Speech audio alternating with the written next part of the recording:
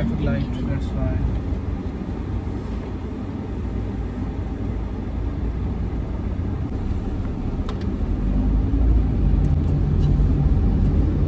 Careful, Jan.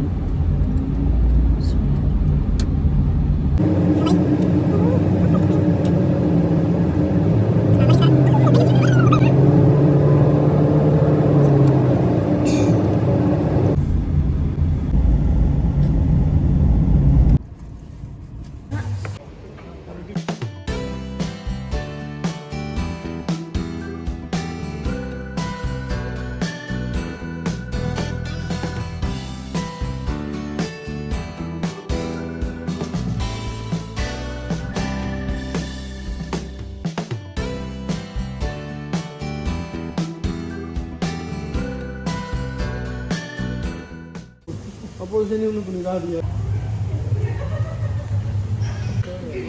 Eke.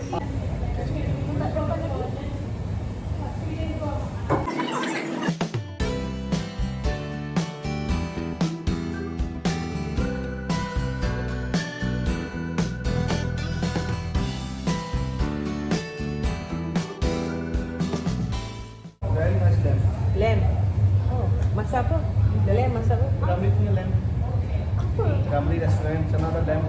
Lamb tu makan sedap kan? Oh, Ramli. Ramli lah. Sana tu. Sedap. Masak apa? Lamb chop. Lamb. Dia punya dagingnya sebab kita banyak makan lamb stick kat kedai lain, keratnya ini macam taraf hotel. Saya tak suka makan lemon.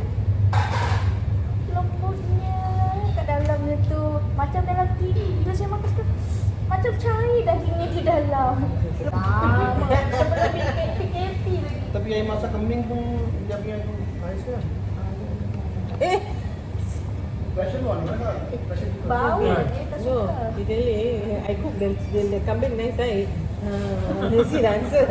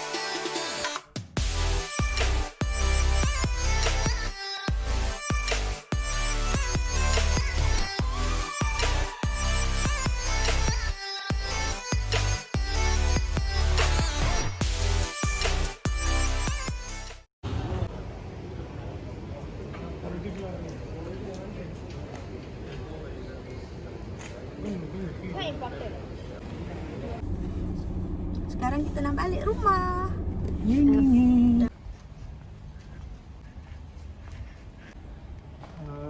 Just now welcome back. Baru balik. Tadi pergi makan-makan sama kawan. Dah penat mestilah malas.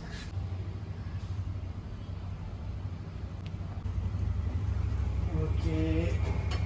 Dah masuk dalam lift. Dah sampai rumah. Terus nak tidur dah. Good night.